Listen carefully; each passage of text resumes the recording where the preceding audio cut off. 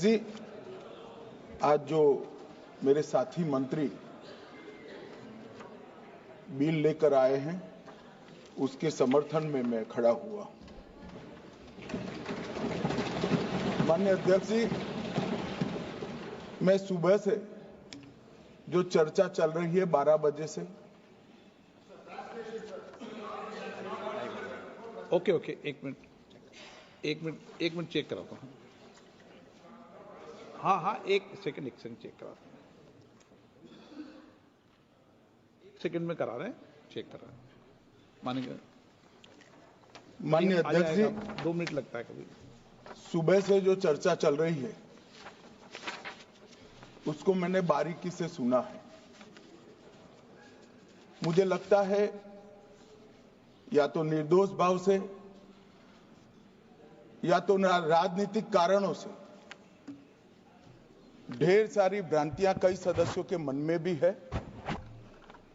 और कई सारी भ्रांतियां सदन के माध्यम से, आपके माध्यम से पूरे देश भर में फैलाने का प्रयास भी हो रहा है। बिल पर चर्चा का जवाब तो माननीय रिज्जू साहब देंगे। मैं कुछ बातें यहां रखी है, इसको मेरी समझ के हिसाब से क्लैरिफाई करने का जरूर प्रयास करूंगा। ये वक्त एक अरबी शब्द है। वक्त का इतिहास मान्यवर कुछ हदीसों से जुड़ा हुआ मिलता है और आजकल जिस अर्थ में वक्त शब्द का प्रयोग किया जाता है, इसका मतलब है अल्लाह के नाम पर संपत्ति का दान, पवित्र धार्मिक उद्देश्यों के लिए संपत्ति का दान। मान्यवर, वक्त का समकालीन अर्थ, अभी जो अर्थ हम समझ रहे हैं, वो इस्लाम के दूसरे खलीफा श्री उमर के समय में अस्तित्व में आया।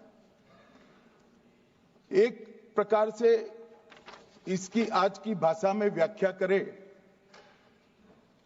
तो वक्फ एक प्रकार का चैरिटेबल एंडोनमेंट है और जहां एक व्यक्ति संपत्ति, भूमि या मूल्यवान संपत्ति धार्मिक या सामाजिक भलाई के लिए दान करता है बिना उसको वापस लेने के उद्देश्य से, वहां वक्फ की रचना करती। इसमें दान देता है, वो शब्द का बड़ा महत्व है। दान उस चीज का ही कर्ज किया जा सकता है जो हमारा है। सरकारी संपत्ति का दान मैं नहीं कर सकता मान्यवर, किसी और की संपत्ति का दान मैं नहीं कर सकता। दान उसी चीज का किया जाता है जो हमारा है। मान्यवर, इसी विषय पर ये सारा जो बहस चल रहा है, चल रहा है।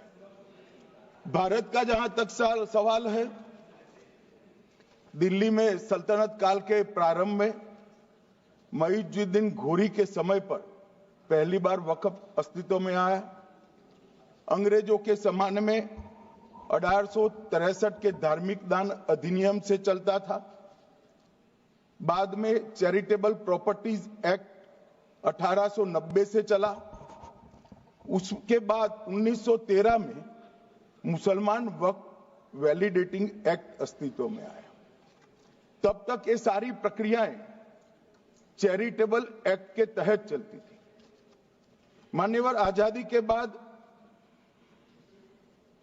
वही एक्ट को 1954 में वक्फ के केंद्रीकरण के लिए बदला गया। 95 में वक्फ न्याय अधिकरण और वक्फ बोर्डों की स्थापना की। अब ध्यान से सुनिएगा मान्यवर, वक्फ परिषद और वक्फ बोर्ड ये 1995 से आए।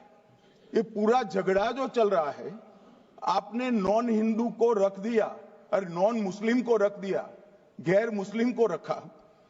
वो झगड़ा वक्फ में दखल करने का है। पहले तो वक्फ में कोई गैर इस्लामिक सदस्य आएगा ही नहीं। ये स्पष्टता समझ लीजिए, ना मुतवल्ली गैर इस्लामिक होगा, ना वाकिफ गैर इस्लामिक होगा। मान्यवर, वहां कोई प्रोविजन नहीं है।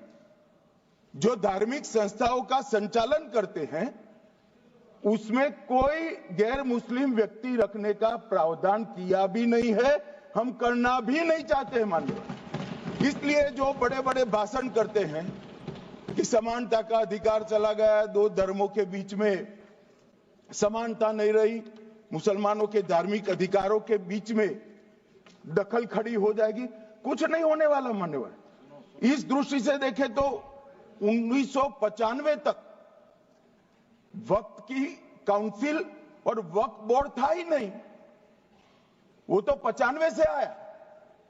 और मान्यवर, ये जो भ्रम खड़ा किया जाता है कि ये एक मुस्लिम भाइयों के धार्मिक क्रियाकलापों के अंदर, उनके दान की हुई संपत्ति के अंदर दखल करने का है, ये बहुत बड़ी भ्रांति फैलाकर माइनॉरिटी को डराकर अपनी वोट बैंक खड़ी करने के लिए किया जा रहा है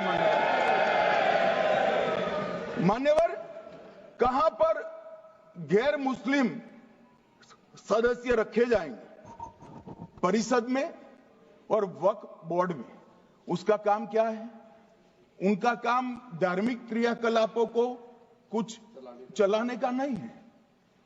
वो शुद्ध रूप से वक्फ का जो कानून, दान के लिए किसी ने दी हुई संपत्ति, उसका एडमिनिस्ट्रेशन अच्छे से चल रहा है नहीं चल रहा है, कानून के हिसाब से चल रहा है नहीं चल रहा है, या तो दान जिस चीज के लिए दिया गया, इस्लाम धर्म के लिए दिया गया, गरीबों के भोजन के लिए दिया गया, गरीबों के उद्धार के लिए, वो उद्देश्य के लिए इसका उपयोग हो रहा है नहीं हो रहा है, इसका नियमन करने का काम है मान्यवर। अब मैं इसको मान्यवर बाकी सारे धर्मों के साथ कंपैरिजन करते हैं और कहते हैं दखल किया है, मैं उसको स्पष्ट करना चाहता हूं। मान्यवर, वक्फ जो है वो हमारे यहां ट्रस्ट एक्ट है, इसमें ट्रस्ट है। तो ट्रस्ट के अंदर जो ट्रस्ट को बनाते हैं वो ट्रस्टी होते हैं और एक मैनेजिंग ट्रस्टी होते हैं। वक्फ में वाकिफ होता है, वक्फ होता है और मुतवल्ली होता है। ये सारे इस्लाम के अनुयायी हैं। अरे भाई, आप कह रहे हो, हम तो कह रहे हैं क्योंकि इसका वक्फ शब्द ही इस्लाम से आया है, इसलिए हम कह रहे हैं कि वक्फ वो ही कर सकता है जो इस्लाम का अनुयायी हो। अब आप उसका विरोध कर रहे हो, तो आप तो वक्फ में भी नॉन इस्लामिक आदमी चाहते हो। मान्यवर, क्या कह रहे हैं? हम इसलिए कह रहे हैं कि वक्फ वो ही कर सकता है जो प्रैक्टिसिंग इस्लाम को प्रैक्टिस करता होगा, क्योंकि मान्यवर इसकी उत्पत्ति ही इस्लाम के सिद्धांतों से हुई। अब मान्यवर, वक्फ धार्मिक हुआ, वक्फ बोर्ड नहीं हुआ, वक्फ परिषद भी नहीं हुई। अरे सुनो भाई, मान्यवर, ट्रस्ट के अंदर ट्रस्टी जो होते हैं, जो चर्च होगा तो क्रिश्चियन होंगे, पारसी भी होंगे, पारसी के लिए वो ट्रस्ट होगा, तो हिंदू होगा तो हिंदू के लिए। अब चैरिटी कमिश्नर हम कहेंगे कि भाई मुस्लिम क्यों आया? मुझे बताओ, चैरिटी कमिश्नर एक्ट में मुसलमान चैरिटी कमिश्नर बन सकता है या नहीं बन सकता है? उसको ट्रस्ट नहीं चलाना है, उसको चैरिटी के कानून के हिसाब से वो ट्रस्ट चले, उसकी देखरेख करनी है। ये धार्मिक नहीं है, ये धर्म का काम नहीं है मान्यवर, ये एडमिनिस्ट्रेटिव वर्क है। और इसलिए तो फिर चैरिटी कमिश्नर हिंदू होगा तो वो क्रिश्चियनों के ट्रस्ट का कैसे देखरेख करेगा? चैरिटी कमिश्नर क्रिश्चियन होगा तो जैनियों के और हिंदुओं के ट्रस्ट का कैसे देखरेख करेगा? अब बताओ कि सारे ट्रस्ट के चैरिटी कमिश्नर अलग अलग बन, देश तोड़ दोगे आप लोग, तोड़ दोगे। हमने साहब, मैं अभी भी आपके माध्यम से, इस सदन के माध्यम से देश भर के मुसलमान भाइयों बहनों को कहना चाहता हूं, आपके वक्फ में एक भी नॉन मुस्लिम नहीं आएगा। ये एक्ट में ऐसा कोई प्रावधान नहीं। मगर जो वक्फ बोर्ड है और वक्फ परिषद है, उसका काम क्या है? वक्फ की संपत्तियां मान्यवर बेच खाने वाले लोगों को पकड़कर इसके बाहर निकालने का। वक्फ के नाम पर औने पौने दाम में संपत्तियों को 100 साल तक किराए पे देने वाले लोगों को पकड़ना है। वक्फ का जो पैसा होता है, इनकम जो गिरती जा रही है, जिसके माध्यम से माइनॉरिटी का विकास करना है, माइनॉरिटी को आगे बढ़ाना है, इस्लाम धर्म की सारी धार्मिक संस्थाओं को पुख्ता करना है। ये पैसा जो चोरी होता है ना, उसको पकड़ने का काम वक्फ बोर्ड वक्फ परिषद करे। और मान्यवर वो चाहते हैं कि इनके राज में जो मिलीभगत चली वो चलती रहे। ये नहीं चलेगी, ये नहीं चलेगी। और मान्यवर मैं आज आपको बताना चाहता हूं क्या स्थिति हुई है। मान्यवर सबने कहा, रिपीटेशन भी होगा, परंतु मैं कहना चाहता हूं मान्यवर कि वक्फ के 2013 में जो अमेंडमेंट्स आए, अब बिल किरण भाई का है, मगर मैं कह सकता हूं कि वक्फ का 2013 का अमेंडमेंट न किया होता तो ये बिल लाने की शायद जरूरत न पड़ती। सब कुछ अच्छा चलता था। 14 में चुनाव आने वाला था, 13 में रातों रात तुष्टीकरण करने के लिए वक्फ कानून को एक्सट्रीम बना दिया गया। और मान्यवर इसके कारण क्या हुआ? इसके कारण दिल्ली लुटियन की 123 वीवीआईपी संपत्ति कांग्रेस सरकार ने जब चुनाव मुहाने पर थे, 25 दिन दूर था, वक्फ को देने का काम कर दिया। दिल्ली वक्फ बोर्ड ने उत्तरी रेलवे की भूमि वक्फ के नाम घोषित कर दी। हिमाचल में वक्फ की संपत्ति बताकर उस पर अवैध मस्जिद बनाने का काम किया। 250 हेक्टेयर क्षेत्रफल वाले 12 गांव पर वक्फ का स्वामित्व हो गया तब तमिलनाडु में। और मान्यवर तमिलनाडु के 1500 साल पुराने तिरुचेंदुरई मंदिर की 400 एकड़ भूमि को वक्फ की संपत्ति घोषित कर। ये जब मंदिर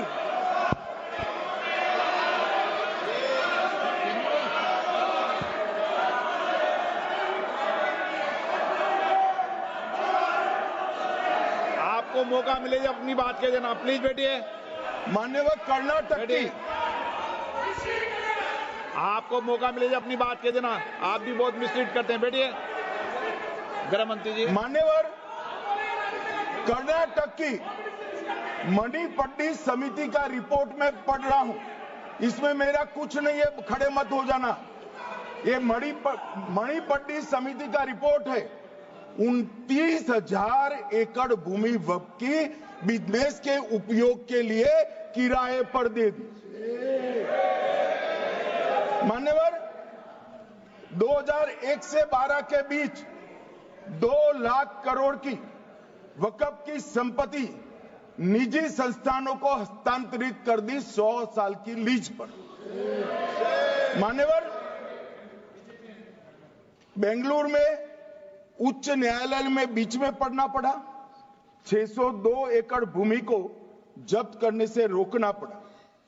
विजयपुर कर्नाटक के होनवाड़ गांव की 1500 एकड़ भूमि पर दावा कर उसको विवाद में डाला और 500 करोड़ की संपत्ति जिस भूमि का मूल्य है, वहां 5 स्टार होटल को महीने 12,000 रुपए के किराए से दे दिया। अब मान्यवर ये कहते हैं कि इसका हिसाब किताब न करो, इसकी देखरेख न करो। भाई ये पैसा जो है देश के गरीब मुसलमान का है, ये गन्ना सोटो की चोरी के लिए नहीं, ये इसको रोकने के लिए। और इनके जो ठेकेदार बैठे हैं मान्यवर, ये यहां गरज गरज कर बोलते हैं, कुछ तो समझे बगैर बोलते हैं, कुछ समझ कर बोलते हैं। उनको लगता है कि इससे हम जीत जाएंगे। मान्यवर, कर्नाटक में दत्तापीठ के मंदिर पर क्लेम किया, टालीपरंबा 75 साल पुराने एक दावे के आधार पर 600 एकड़ जमीन का दावा किया और ईसाई समुदाय की भी ढेर सारी जमीनों पर कब्जा कर लिया गया। मान्यवर, आज देश के कई गणमान्य चर्च और चर्च के समूह वक्फ बिल का समर्थन कर रहे हैं। उनको लगता है कि इसका विरोध कर हम मुस्लिम भाइयों की सिंपैथी जीतकर अपनी वोट बैंक पक्का करेंगे, उसमें कोई फायदा नहीं होगा अखिलेश। इसलिए कि 4 साल में मुस्लिम भाइयों को मालूम पड़ जाएगा कि ये कानून तो उनके फायदे में है। और इसके साथ ये दक्षिण के सारे जो सांसद बोल रहे हैं, अपनी अपनी कॉन्स्टिट्यूएंसी में सारे चर्च को मान्यवर नाराज कर रहे हैं, उनको पता नहीं, सारे चर्च को नाराज करें। सारे चर्च ने रिजोल्व किया है कि हम खिलाफ इसका हम समर्थन करते हैं। मान्यवर, तेलंगाना में 66,000 करोड़ की 1700 एकड़ जमीन पर दावा कर दिया। असम में मोरीगांव जिले की 134 एकड़ भूमि पर दावा हुआ। बिहार का मैं लालू जी के कोर्ट के साथ बाद में बताता हूं। गुरुद्वारा से संबंधित हरियाणा की 14 मरला भूमि को वक्फ को सौंप दिया। और मान्यवर, प्रयागराज में चंद्रशेखर आजाद पार्क को भी वक्फ घोषित किया। और मान्यवर, महाराष्ट्र के वडानगे गांव में महादेव की मंदिर पर दावा किया और बीड में कंकलेश्वर मंदिर की 12 एकड़ जमीन वक्फ बोर्ड ने जबरन ले ली। मान्यवर, ये सब जब जो चल रहा है, इसमें आज भी मैं स्पष्ट करना चाहता हूं, वक्फ जो कि मुस्लिम भाइयों की धार्मिक क्रियाकलाप और उनके बनाए हुए दान से ट्रस्ट है, उसमें सरकार कोई दखल करना नहीं चाहती है। मुतवल्ली भी उनका होगा, वाकिफ भी उनका होगा, वक्फ भी उनका, परंतु वक्फ की संपत्ति, इसका रख रखाव ठीक से हो रहा है नहीं। वक्फ का संचालन कानून के हिसाब से हो रहा है, निजी उपयोग के हिसाब से। सैकड़ों साल पहले किसी बादशाह ने दान किया, हमारी भाषा में कहो तो धर्मादा किया। अब इसकी संपत्ति को आप 12,000 रुपये में 5 सितारा होटल बनाने के लिए दे देते हो, ये उचित है क्या भाई? वो पैसा गरीब मुसलमान के कल्याण के लिए करिए, तलाकशुदा महिलाओं के कल्याण के लिए करिए, जो अनाथ बच्चे हैं उसके कल्याण के लिए करिए। मान्यवर, ये करने की जगह बेरोजगार मुसलमान युवाओं के लिए स्किलिंग का काम करिए।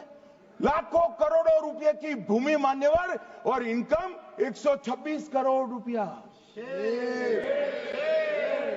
रेलवे की जितनी जमीन है, जिसमें हजारों करोड़ लाखों करोड़ का रेलवे का कारोबार चलता है, इतनी भूमि वक्फ के पास है और इनकम 126 करोड़ रुपए। मान्यवर कहते हैं कि इनकम का क्या उद्देश्य है?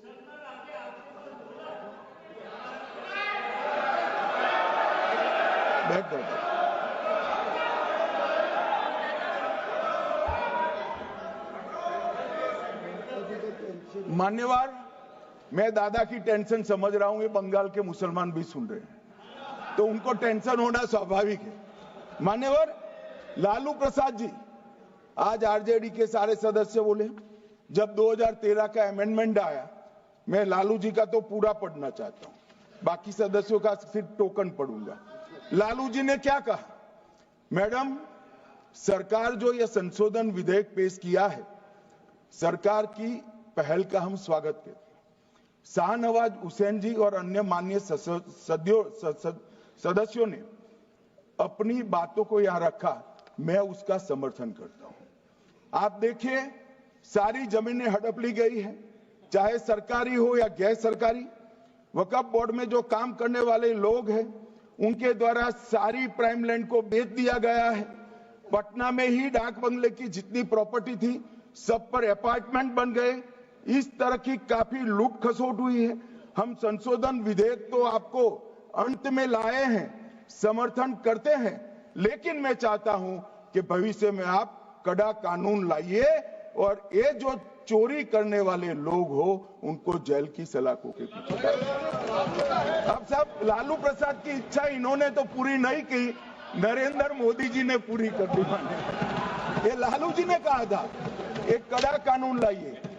मान्यवर शरीफुद्दीन शरीफ उन्होंने कहा मंत्री जी समझते हैं कि शायद इससे मुसलमानों का वोट मिल जाएगा, लिहाजा मुसलमान लोगों ने भी खुद ही तबाही मचाई है, इसलिए मैं गुजारिश करूंगा कि इसके लिए आप सख्त कानून बनाइए, उनके हाथों में हथकड़ियां पहनाइए और जो उनके कब्जे किए हैं वो जमीनों बेचकर गरीब और तलाकशुदा मुस्लिम बहनों का कल्याण करिए। इसके बाद श्री हमीदुल्लाह सैयद लक्षद्वीप से थे, उनका भी इसी टोन का भाषण है। और मान्यवर, मैं आज की बात नहीं कर रहा हूं, 2013 का जो बिल कांग्रेस पार्टी लेकर आई, इसके विरोध में इनके समर्थकों ने जो कहा था मान्यवर ये है। और क्या होगा भाई इससे? पारदर्शी ऑडिट होगी, आज ऑडिट ही नहीं हो रही। रिपोर्ट ऑनलाइन जमा करने की सिस्टम नहीं है, वो होगी, रिपोर्ट देनी पड़ेगी, बैलेंस शीट जमा करनी पड़ेगी, ऑडिट होगी, कैग के रिटायर्ड ऑफिसर ऑडिट करेंगे और मान्यवर पारदर्शिता आएगी। इससे क्यों डरना चाहिए किसी को? पारदर्शिता से क्यों? और वक्फ बोर्ड और वक्फ परिषद, इसका कोई ऑर्डर हम ऐसा नहीं लिख रहे हैं कि कोर्ट में नहीं जा सकते। आपने तो कर दिया था कि एक ऑर्डर को कोई कोर्ट में चैलेंज ही नहीं कर सकता, पूरा संविधान वहां समाप्त कर दिया मान्यवर। और मान्यवर, हम तो इसको कहते हैं कि कोई भी चैलेंज कर सकता है कायदे की अदालत में। इस देश में संविधान का राज है, ग्रीवेंसेस जिसका भी हो कोर्ट में जा सकता है। 2013 में जिसकी भूमि हड़पी, इसके ग्रीवेंसेस को भी कोर्ट के फोरम से बाहर करने का पाप एक कांग्रेस पार्टी ने किया। मान्यवर, एक अफवाह और फैला रहे, रिट्रोस्पेक्टिव इफेक्ट से आ रहा है। मैं स्पष्ट कर देना चाहता हूं, इस सदन में बोलने के वक्त जिम्मेदारी के साथ बोलना चाहिए। अगर ये कानून का पहला पेज और तीसरी तक धाराएं भी पड़ी होती तो इसमें स्पष्ट लिखा है ये कानून का अमल जिस दिन पारित होने के बाद भारत सरकार नोटिफिकेशन बाहर निकालेगी उस दिन के बाद होगा। मतलब रिट्रोस्पेक्टिव इफेक्ट नहीं है, मगर मुस्लिम भाइयों को डराया जा रहा है कि रिट्रोस्पेक्टिव इफेक्ट से आएगा। मान्यवर, ये कह रहे हैं कलेक्टर क्यों रखा है? मुझे एक बात बताओ भाई, जो बता सकते हैं। अगर किसी मंदिर के लिए जमीन खरीदनी है तो जमीन की मालिकी किसकी है वो हमारे देश में कौन तय करता है? सबको मालूम है, कलेक्टर करता है सर, रेवेन्यू ऑफिसर वही है। तो अगर वक्फ की भूमि जो वक्फ कर रहा है उसकी है या नहीं है, इसकी जांच कलेक्टर करे तो इसमें आपत्ति क्या है? वक्फ तो दान है भाई, और दान अपनी संपत्ति का किया जा सकता है, किसी और की संपत्ति का नहीं किया जा सकता। गांव में कोई बेचारा अमेरिका गया है 4 महीने पढ़ने के लिए, घूमने के लिए, आता है तो कि वक्फ घोषित हो गया। कोई कारोबार करने के लिए दिल्ली आया, आता है तो कि वक्फ घोषित हो गया। अरे ऐसे नहीं होता भाई, कलेक्टर को पूछना पड़ेगा सरकारी संपत्ति है या नहीं है, इसकी जांच करनी चाहिए या नहीं करनी चाहिए। ढेर सारे मंदिर बनते हैं, बने भी है, बनेंगे भी, ढेर सारे चर्च बने हैं, गुरुद्वारे बने हैं, सरकारी संपत्ति पर बन सकते हैं क्या? नहीं बन सकते मान्यवर।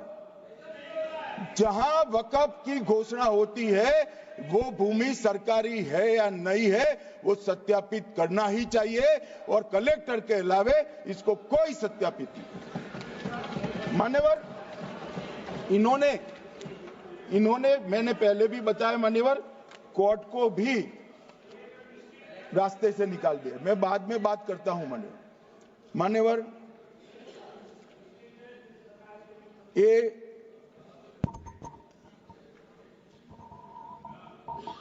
मान्यवर एक उपयोग के आधार पर वक्त की समाप्ति। मान्यवर ये कह रहे हैं कि सैकड़ों सालों से वहां प्रैक्टिस है। अब वो तो वक्फ रजिस्टर हो गया, आपने घोषित कर दिया, वक्फ में रजिस्टर भी हो गए, अब इसका सवाल नहीं है। मगर सैकड़ों साल की प्रैक्टिस, मुगलों के समय की प्रैक्टिस आज घोषित की जा सकती है क्या? अगर वहां नमाज पढ़ रहे हैं तो लोग देखते होंगे, कब्रिस्तान होगा लोग देखते होंगे, दरगाह होगी तो लोग देखते होंगे, और घोषित भी हो चुका होगा, रजिस्टर भी हो चुका होगा। अब अगर आप वक्फ घोषित करना है तो उसको ऐसे नहीं कर सकते मान्यवर, अधिकृत करना चाहिए। मान्यवर, जो दूसरा सुधार लेकर आए किरण जी, वो ही है कि धारा 36 में वक्फ संपत्तियों को बिना किसी स्पष्ट प्रक्रिया से, मालिकी की प्रक्रिया से पंजीकृत नहीं किया जा सकता। मान्यवर, अपील का प्रावधान वर्तमान में अधिनियम में ट्रिब्यूनल के निर्णय के खिलाफ अपील करने का कोई प्रावधान नहीं है। ये दृष्टिभ्रम खड़ा कर रहे थे गोगाई जी कि हाईकोर्ट में जा सकते। हाईकोर्ट में सिविल सूट नहीं जा सकता, रीट के अधिकारों का उपयोग कर हाईकोर्ट में जा सकते। सिविल सूट में ज्यादा प्रोटेक्शन मिलता है मूल मालिक को। आपने सिविल सूट को खत्म कर दिया था। रीट के जुडिक्शन बहुत सीमित है, हम सब जानते हैं कि ये सीमित कर दिया गया था, आप भी जानते हो, मगर आपको वोट बैंक चाहिए। मान्यवर, ये हमारा स्पष्ट सिद्धांत है भारतीय जनता पार्टी की, मोदी सरकार का, कि वोट बैंक के लिए हम कोई कानून नहीं लाए। कानून न्याय के लिए होता है, कानून लोगों के कल्याण के लिए होता है। इन्होंने कहा कैसे कैसे कानून आए हैं, मैं बता देता हूं सब। अभी कांग्रेस के महासचिव और माननीय सदस्य कह रहे थे क्या कानून आ रहे हैं सब, किस प्रकार के कानून आ रहे हैं। मान्यवर, इसी सदन में नरेंद्र मोदी सरकार ही महिलाओं को 33% आरक्षण का कानून लाया। इसी सरकार में पिछड़ों को संवैधानिक अधिकार दिया गया। मान्यवर, इसी सरकार में बजट जो आए, इसमें गरीबों को गैस, शौचालय, पानी, 5 लाख तक का बीमा, 5 किलो अनाज, बिजली और घर दिए गए। मान्यवर, और कन्वर्जन कानून की बात करते थे और हंसते हंसते कहते थे कर्नाटक सरकार कन्वर्जन कानून लेकर आई है। सबसे पहला कन्वर्जन कानून उड़ीसा और मध्य प्रदेश में कांग्रेस सरकार लेकर आई, मगर उस वक्त कांग्रेस सरकार तुष्टीकरण की नीति पर नहीं चलती थी, महात्मा गांधी के सिद्धांतों पर चलती थी। मध्य प्रदेश और उड़ीसा में सबसे पहला कन्वर्जन के खिलाफ कानून कोई लाया तो कांग्रेस पार्टी लाई, और मुझे गर्व है मेरी पार्टी की सरकारें कन्वर्जन पर कानून लाती। मान्यवर, सबको अपना धर्म का अनुसरण करने का अधिकार है, कोई शौक से करे, मगर लोभ, लालच, भय, इससे धर्म परिवर्तन नहीं कराया जा सकता। किसी गरीब के पास खाना नहीं है, खाना देकर उसका धर्म बदला दोगे? कोई थोड़ा कम पढ़ा लिखा व्यक्ति है, उसका धर्म बदला दोगे? ऐसे नहीं होगा मान्यवर। और आपने भी किए हैं कानून, आप नए नए आए हो, आपको मालूम नहीं है मान्यवर, इनको मालूम नहीं, अभी अभी आए हैं 5 साल से। ये कांग्रेस पार्टी ने कानून किए थे मान्यवर। अपील का प्रावधान भी हमने आगे बढ़ाया, और गैर मुसलमानों के द्वारा दान की गई संपत्तियों पर, गैर मुसलमानों की दान की संपत्तियों पर वक्फ अधिनियम को हमने लगने से मना कर दिया। मानो उनके लिए चैरिटी कमिश्नर का कायदा है। ये प्रैक्टिसिंग इस्लाम, जो इस्लाम की प्रैक्टिस करते हैं, इसीलिए मान्यवर हमने ओवरराइडिंग इफेक्ट को भी समाप्त कर दिया। माननीय ट्रस्ट का नियमन करने का जो कानून होता है, जैसे चैरिटी कमिश्नर के कानून में कोई ओवरराइडिंग इफेक्ट नहीं है। जहां क्लासेस आते हैं वहां ओवरराइडिंग इफेक्ट होती है। यहां ओवरराइडिंग इफेक्ट इसलिए देगी कि आप जिसकी संपत्ति हड़पी जाएगी उसको कोर्ट से जाने से रोकना चाहते थे, इसलिए ओवरराइडिंग इफेक्ट जो हमने मान्यवर निकाल दिया है। मान्यवर एक ऐसी चर्चा लेकर आए कि चर्चा नहीं, मैं आपको बताना चाहता हूं 2013 में जो अमेंडमेंट बिल आया जिसके कारण ये बिल लाना पड़ा, वो बिल में कुल मिलाकर 5.4 घंटे चर्चा हुई थी, 5.5 घंटे दोनों सदन मिलाकर, और इस बिल में दोनों सदन मिलाकर 16 घंटे चर्चा हो रही है मान्यवर, 16 घंटे। इसके अलावा हमने डिमांड किया समिति बनाओ, समिति भी बनाई, 38 मीटिंगें हुई, 113 घंटे चर्चा हुई, 284 हितधारक बनाए गए, वक्फ बोर्डों की संख्या जो उपस्थित वक्फ बोर्ड भी हुए राज्यों के 25 हुए, राज्य सरकार के प्रतिनिधि 15 राज्य सरकारों के आए, सांसद 8 हुए, विधायक विधान परिषद 7 हुए और अध्ययन दौरे 3 किए गए और अल्पसंख्यक आयोगों को भी 5 बुलाया गया। ये सबसे 92.68 लाख करीब 1 करोड़ सुझाव देश भर से ऑनलाइन आए, इसकी मीमांसा कर एक कानून बनाए। आप ऐसे इसको खारिज नहीं कर सकते हो भाई, पूरी प्रक्रिया को आप जो कर रहे हैं 5.5 घंटे की प्रक्रिया, ये बहुत लोकतांत्रिक प्रक्रिया है और हम 16 घंटे चर्चा करते हैं कि चर्चा आपके अनुरूप चर्चा नहीं हो सकती। ये सदन में हर सदस्य बोलने के लिए स्वतंत्र है, कोई परिवार की यहां चलती नहीं है, ये तो जनता के नुमाइंदे हैं, किसी की कृपा से नहीं आए हैं। मान्यवर जो दिल में है, जो जनता की आवाज है वो रखेंगे। मान्यवर एक सदस्य द्वारा कहा गया कि ये मिसलीडिंग है कि पुराने कानून में 2013 के जो अमेंडमेंट्स थे उसमें अपील का प्रोविजन था। अब मैं कहना चाहता हूं 83(9) उसमें अधिकरण द्वारा किए गए किसी भी विनिश्चय का आदेश विरुद्ध, चाहे वो अंतरिम हो या फाइनल, इस पर अपील नहीं हो सकती। इसका मतलब अपील का प्रोविजन आपने रखा ही नहीं था। सिविल न्यायालय, राजस्व कोर्ट और अन्य प्राधिकरण उसके अधिकार क्षेत्र पर भी प्रतिबंध लगा दिएगा और सरकारी अधिसूचना जो बाद में वक्फ बोर्ड और वक्फ परिषद के एडवाइस से होगी, इसको भी कोई चुनौती नहीं दे सकता। मान्यवर मुझे ये बताओ कि अभी फैशन है संविधान लहराने की, ये संविधान के हिसाब से सरकार का या किसी भी निजी संस्था का कोई भी फैसला मान्यवर कायदे की कोर्ट से बाहर कैसे हो सकता है? कोई भी फैसला हो, ये देश की अदालत वो फैसले तक रुचि नहीं रखेगी। नागरिक ग्रीवेंसेस लेकर कहां जाएंगे? जिसकी भूमि हड़प कर ली गई वो कहां जाएगा? ऐसा नहीं चलेगा। आपकी वोट बैंक के लिए आपने किया था, हम खारिज कर रहे हैं, हम खारिज कर रहे हैं। ऐसा नहीं चलेगा। अदालत में जाइए, जिसको ग्रीवेंसेस है इधर और साइड से, और अदालत न्याय करेगी। न्याय के लिए तो अदालतें बनी हैं। और मान्यवर यहां एक सदस्य ने कह दिया माइनॉरिटी इस कानून को स्वीकार नहीं करेगी। क्या धमकाना चाहते हो भाई? संसद का कानून है, सबको स्वीकार करना पड़ेगा। स्वीकार नहीं करेंगे मतलब क्या है? कैसे बोल सकते हैं कोई? हम कानून को स्वीकार नहीं करेंगे। ये कानून भारत सरकार का है, हर एक पर बंधन करता होगा और इसको स्वीकार करना पड़ेगा।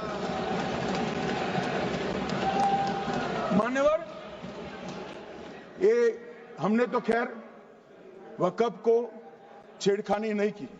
वक्फ बोर्ड और वक्फ परिषद के अंदर बदलाव किया है, मगर वक्फ के लिए भी क्या क्या जजमेंट आए।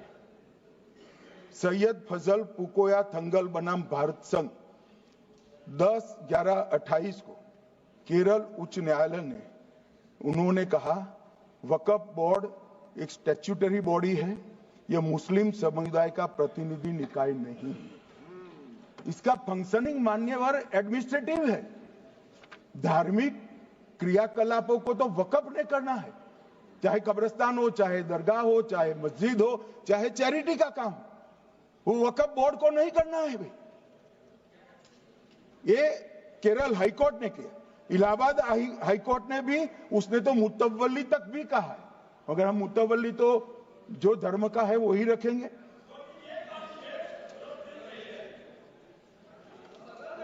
मान्यवर, इन्होंने कहा एक मुतवल्ली के कर्तव्य विशुद्ध रूप से धर्म निरपेक्ष कैरेक्टर है, मगर हम मुतवल्ली को छू नहीं रहे। मान्यवर ये कह रहे थे, मान्यवर ये कह रहे थे कि मान्यवर ये कह रहे थे कि कोई गड़बड़ियां नहीं हुई। मान्यवर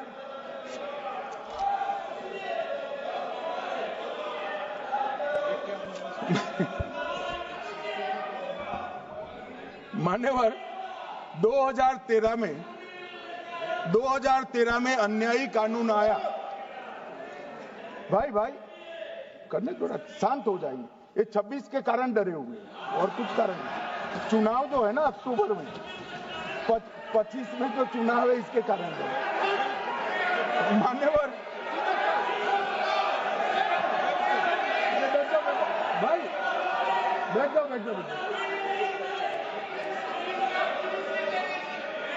मान्यवर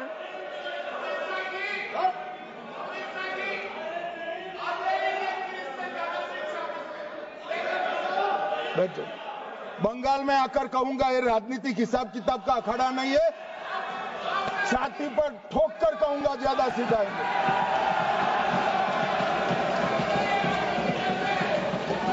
मान्यवर 2013 के, अरे बैठ जाओ वकील साहब बैठ जाइए। मान्यवर 2013 में वो भी रिपीट होने वाले हैं। मान्यवर 2013 में बैठ जाओ। मान्यवर 1913 से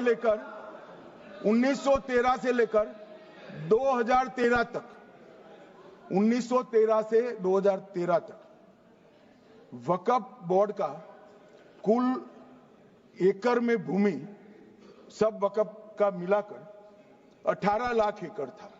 मेरी विनंती है सभी सदस्य इसको ध्यान से सुनिए। 1913 से 2013 तक 18 लाख एकड़ और 13 से 25 तक एक कानून बनने का परिणाम क्या आया, और नई 21 लाख एकड़ भूमि बढ़ गई। अब मान्यवर 39 लाख एकड़ जो भूमि है उसमें 21 लाख एकड़ 13 के बाद। अब ये कह रहे हैं कि इसका दुरुपयोग नहीं हो रहा है मान्यवर। और लीज पर दी गई संपत्तियां 20,000 थी और 25 में रिकॉर्ड के हिसाब से, हो सकता है गलत भी हो सकता है, रिकॉर्ड्स के हिसाब से शून्य हो गई। तो मान्यवर संपत्तियां कहां गई? मान्यवर बेच दी गई। किसकी संपत्ति से, किसकी परमिशन से बेचा? मान्यवर मैंने पहले ही कह दिया कि केरल और देश भर के Catholic bishop council, Catholic bishop conference of India, Catholic Congress Kerala, भारतीय कैथोलिक धर्मगुरुओं की महासभा, केरल चर्चों की संयुक्त परिषद, कैथोलिक कांग्रेस केरला, ये सब ने इस बिल का समर्थन करा है और कहा है अन्यायी 2013 का सुधार। हम अकेले नहीं कह रहे मान्यवर। और मान्यवर, इसी एक्ट में हमने एक बात कही कि जो योगदान था वक्फ बोर्ड का वो 7% से घटाकर 5% कर दिया। मान्यवर, अब ये जो कह रहे हैं ये मुसलमान भाइयों के हित में कह रहे हैं जिसका विरोध कर रहे हैं या अहित में? अगर 7 से 5% हमने कम किया तो कहां जाएगा? वो वक्फ में रहेगा। वक्फ बोर्ड का कम किया है। जो मस्जिद चल रही है उसको हमने 2% बढ़ाया है। ये उल्टा समझ रहे हैं मान्यवर। ये बिल जमीनों की सुरक्षा प्रदान करेगी मान्यवर। किसी की जमीन अब घोषणा मात्र से वक्फ नहीं बनेगी, उसको प्रोटेक्शन मान्यवर। पुरातत्व विभाग और एएसआई की जमीन को हम सुरक्षा देंगे। आदिवासी भाइयों की शेड्यूल 5 और शेड्यूल 6 की जो जमीन है वो सुरक्षित हो जाएगी। निजी संपत्ति जो आम नागरिकों की है वो भी सुरक्षित हो जाएगी। और वक्फ करने के लिए स्वामित्व को दान तो साहब अपनी संपत्ति का ही कर सकते हैं, गांव की संपत्ति का दान नहीं कर सकते। तो वक्फ निजी संपत्ति से ही स्वामित्व के बगैर नहीं हो पाएगा। इसमें पारदर्शिता लाने के लिए सूचना की प्रक्रिया को दाखिल किया गया है। वक्फ बोर्ड की वक्फ की जो संपत्ति घोषित करने की अधिकार थे उसको समाप्त कर दिए। कलेक्टर से सर्टिफाइड कराना पड़ेगा और नए वक्फ पारदर्शी तरीके से पंजीकृत भी करने पड़ेंगे। रजिस्ट्रेशन के बगैर कोई संस्था नहीं चल सकती। और मुस्लिम ट्रस्ट अब तक के जो है उसको हमने इस जो माफ करना, कई सारे ऐसे मुसलमान भाई हैं जो वक्फ के कानून को अंदर दायरे में आना नहीं चाहते। मुझे मिले थे वोरा समाज वाले, वोरा समाज है, अहमदिया है, कई सारे ऐसे समुदाय हैं, सिया भी है, पसमंदाओं के भी कुछ ट्रस्ट हैं। वो सभी को मैं एक आनंद का समाचार देना चाहता हूं, अब मुसलमान भी ट्रस्ट एक्ट के अंदर अपना ट्रस्ट रजिस्टर करा सकता है। इसके लिए कंपलसरी नहीं है कि वो वक्फ के कानून में भी जाए, चैरिटी कमिश्नर एक्ट के तहत वो करने वाला है। मान्यवर, भूमि के रिकॉर्ड का कार्यालय होगा, समाचार पत्र और क्षेत्रीय भाषाओं में इसकी एडवर्टाइज दी जाएगी।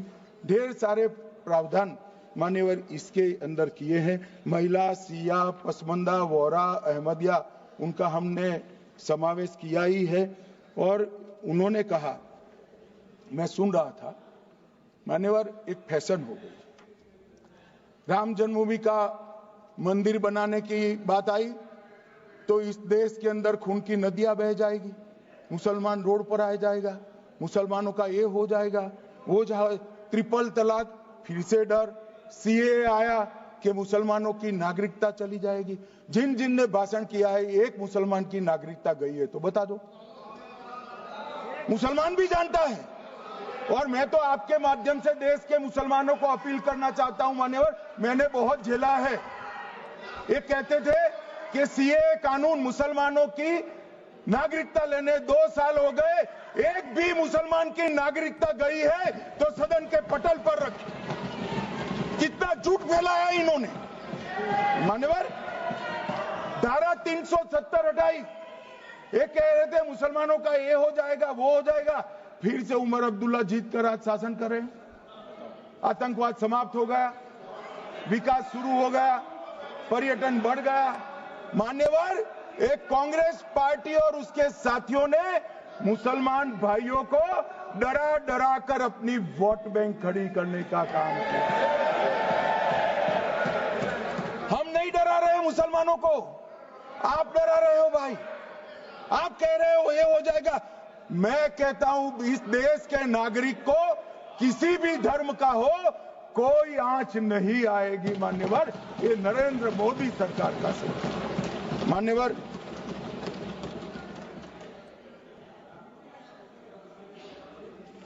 इनको मान्यवर ना पिछड़ों की चिंता है ना मुसलमानों की। ये सालों से जातिवाद और तुष्टीकरण इसके आधार पर काम करते हुए आए हैं और जातिवाद और तुष्टीकरण की राजनीति कर कर अपने परिवार की पॉलिटिक्स को आगे बढ़ाए हैं।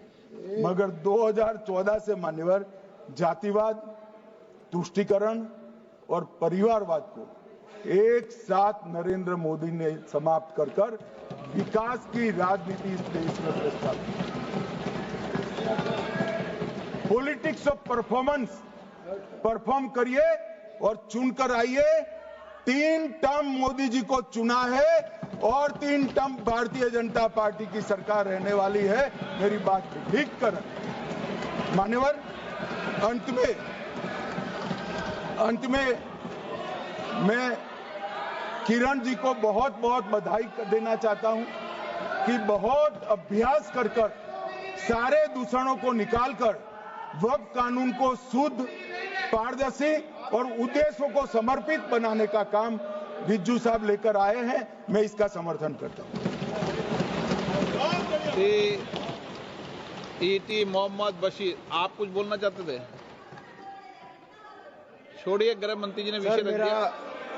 मेरा नाम सर माननीय वेणुगोपाल जी ने लिया था और सर मैंने बड़ा स्पष्टता से सर कह दिया था। ईटी मोहम्मद बशीर बाद में करो।